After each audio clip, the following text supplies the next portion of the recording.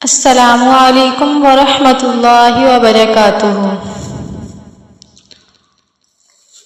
الحمد للہ رب العالمین والعاقبۃ للمتقین والصلاۃ والسلام علی سید الانبیاء المرسلین، اما بعد۔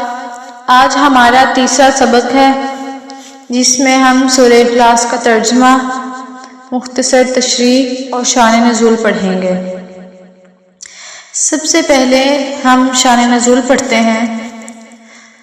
سورہ اخلاص اس وقت نازل ہوئی جب کافروں نے آپ صلی اللہ علیہ وسلم سے پوچھا تھا، آپ خدا کی عبادت کرتے، وہ کیسا ہے؟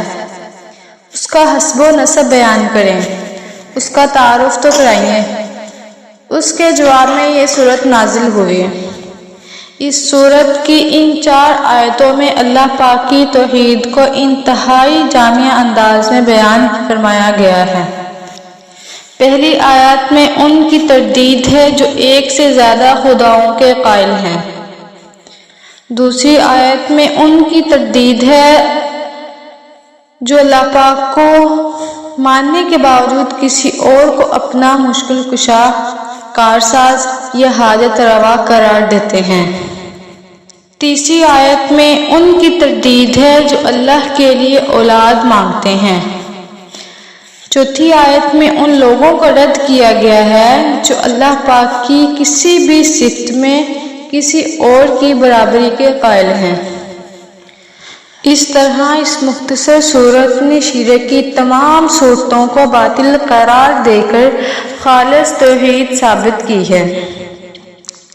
اس لیے اس سورت کو سورہ اخلاص کہا جاتا ہے، اور ایک صحیح حدیث میں اس کا قرآن کریم کا 1/3 حصہ قرار دیا گیا ہے، جس کی وجہ بظاہر یہ ہے کہ قرآن کریم نے بنیادی طور پر 3 عقیدوں پر زور دیا ہے: توحید، رسالت اور آخرت، اور اس سورت نے ان میں توحید کے عقیدے کی پوری وضاحت فرمائی ہے۔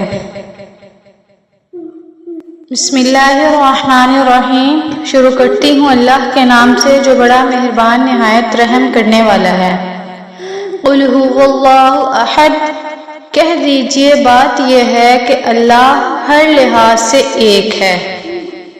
یہ قرآن کریم کے لفظ احد کا ترجمہ ہے، ہر لحاظ سے ایک۔ مطلب یہ ہے کہ اس کی ذات اس طرح ایک ہے کہ اس کے نہ اجزاء ہیں، نہ حصے ہیں، اور نہ اس کی صفات کسی اور میں پائی جاتی ہے۔